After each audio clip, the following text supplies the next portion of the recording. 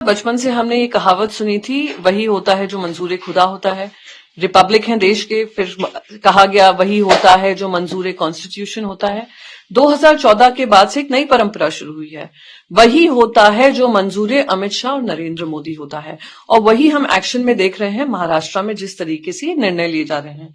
मेरा एक मूल सवाल है, 2018 का अगर constitution, amended constitution election commission के पास नहीं था, जो भी हमें स्पीकर के माध्यम से पता चल रहा है, तो उसके आधार पर हर जो संवाद होता था इलेक्शन कमीशन का, हमारे पार्टी लीडरशिप उद्धव बाला साहेब ठाकरे जी के पास क्यों जाता था?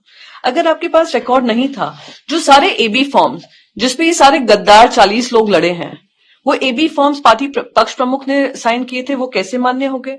और चलिए मैं ये भी मान लूं कि आपको अमेंडेड कॉन्स्टिट्यूशन में सहमति नहीं थी, तो किसने इलेक्शन कमीशन में आपको जाने से आपके हाथ रोके थे या पैर बांधे थे? आपको 2022 में याद आता है कि आपका संविधान क्या होता है? ये कुछ नहीं है, ये मौका परस्ती है, अनफॉर्चुनेट कॉम्प्रोमाइज ऑफ एथिक्स है।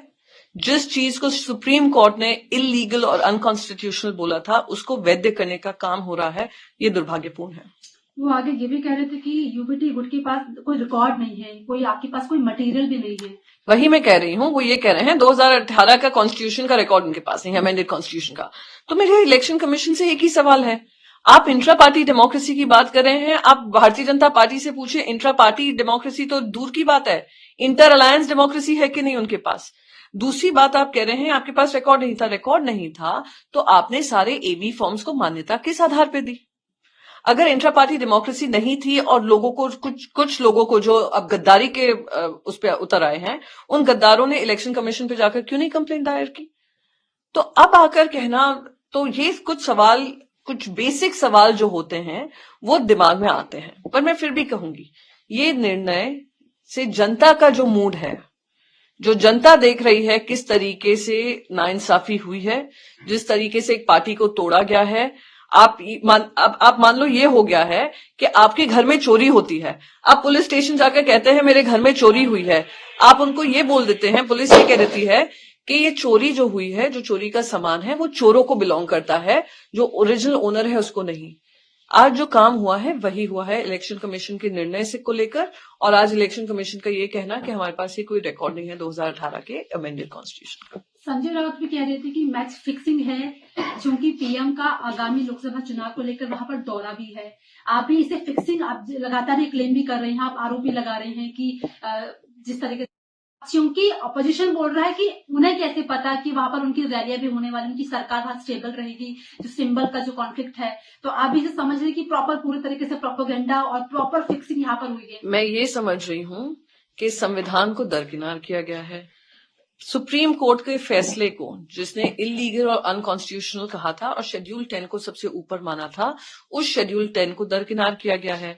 तो आज स्पीकर को कह देना चाहिए सुप्रीम कोर्ट को जाकर कि शेड्यूल 10 को खत्म ही कर दें, रेस्ट इन पीस कर दें, शेड्यूल 10 की जरूरत ही नहीं है, जहां पे पार्टी लीडरशिप इज सुप्रीम। जिस एबी फॉर्म पे ये सब लड़े हैं, उस एबी फॉर्म के लीडरशिप से अब आप कह रहे हैं कि हमें आप पे की मान्यता नहीं है। तो ये सारे सवाल कुछ उठ खड़े होते हैं। तो हाँ, कहीं ना कहीं लगता है राइट फ्रॉम इतना डिले हुआ डिसीजन में 2 बार स्पीकर, जो एक ट्राइब्यूनल जज की भूमिका निभानी चाहिए थी उनको, क्योंकि एक डिस्प्यूटेड मैटर को रिजॉल्व कर रहे हैं, खुद चीफ मिनिस्टर के घर जाकर उनसे मिलते हैं, वही चीफ मिनिस्टर जिनको खुद डिस्क्वालिफिकेशन लिस्ट में है, जो इलीगल और अनकॉन्स्टिट्यूशनल उन्होंने काम किए हैं। तो कहीं ना कहीं दिखाता है कि जिनके हाथ में सत्ता उनके हाथ में डंडा। पर हम ये लड़ाई जनता के बीच जाकर लड़ेंगे, जनता का विश्वास जीतेंगे। महाराष्ट्र की जनता से ही ये बिगुल बजेगा कि ऐसी सरकार, ऐसी भारतीय जनता पार्टी, ऐसी 2 मेंबर्स की पार्टी को 2024 में हराना है, और वो हम हराएंगे। क्योंकि अब वो बहुमत शायद दिख भी गया है। अगर बहुमत है तो मेरा एक सिंपल सवाल है, इनके पास सब कुछ है, लोगों का प्यार है, बहुमत है, अलायंस है, आइडियोलॉजी है, विश्वास है, जो भी है, तो आप बाय इलेक्शन रख लीजिए ना। इलेक्शन कमीशन अब तक बाय इलेक्शन क्यों नहीं करा? क्यों सुप्रीम कोर्ट भागा हाईकोर्ट के निर्णय के खिलाफ पुणे में बायपोल करने के लिए? अगर आपके पास सब कुछ है तो लोकल बॉडी इलेक्शंस कर लीजिए। अरे अगर आपके पास सब कुछ है तो आप यूनिवर्सिटी के इलेक्शंस हैं उसको भी रोके बैठे हुए हैं। तो क्या दिखाता है, क्या साबित करता है? ये साबित करता है कि ये भारतीय जनता पार्टी ने जिस तरीके से एनसीपी के उस गुट के साथ अलायंस किया जिनपे सारे भ्रष्टाचार के आरोप थे, दाऊद से लेकर इकबाल मिर्ची से लेकर 70,000 करोड़ का घोटाला, उनके सबके साथ अपने आइडियोलॉजिकल कॉम्प्रोमाइज किया और आकर हमें पाठ पढ़ा रहे हैं और सर्टिफिकेट दे रहे हैं। पर मैं फिर भी कहूंगी कि जनता का विश्वास हमारे साथ है। जनता की पॉपुलैरिटी रैंकिंग्स आप कहीं भी देख लीजिए, कोई भी आप पॉपुलैरिटी रैंकिंग्स देख लीजिए, पूछ लीजिए किसके साथ जनता है, वो सब आपको यही बताएंगे कि हमारा जो विश्वास है उद्धव बाला साहब ठाकरे जी पे है। तो अब चूंकि आप लोगों को बड़ा झटका यहाँ पर लगा है, तो इसकी भरपाई के लिए क्या स्ट्रैटेजी आप लोग बनाएंगे? इसको हम झटका नहीं कहते हैं। ये झटका जो पड़ा है देश की प्रजातंत्र के उसूलों को पड़ा है। ये झटका जो पड़ा है संविधानों के उसूलों को पड़ा है। जो मेन पिलर्स होते हैं देश को चलाने के, उसको झटका मिला है। आज महाराष्ट्र में जो काम हुआ है वो आने वाले समय में सारी पॉलिटिकल पार्टीज के साथ ये करेंगे। जो चोर चोरी करेगा उस चोर को मान्यता देंगे। तो ये लड़ाई बहुत बड़ी है। ये लड़ाई सिर्फ महाराष्ट्र तक सीमित नहीं है, पर हाँ, ये लड़ाई जरूर महाराष्ट्र एक निर्णायक तरीके से हम पे विश्वास जताकर हमें ये हिम्मत देगी, हमें ये बल देगी कि आने वाले समय में देश के संविधान के लिए और देश के प्रजातंत्र के उसूलों के लिए हम लड़ाई लड़ें।